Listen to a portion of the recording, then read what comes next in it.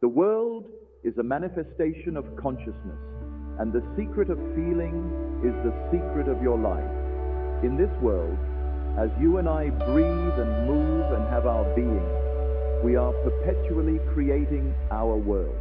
Feeling is the one and only medium through which ideas are conveyed to the subconscious. Therefore, the man who does not control his feelings may easily impress upon the subconscious the opposite of what he consciously desires. To feel intensely about a wrong without voicing or expressing that feeling is the beginning of disease in both body and environment. Do not entertain the feeling of regret or failure, for life will reproduce these states. What you feel, you attract. That which you imagine, you become. Assume the feeling of the wish fulfilled and continue feeling it until that which you feel objectifies itself. Your imagination is the power to move reality. Master your feelings and you master your destiny.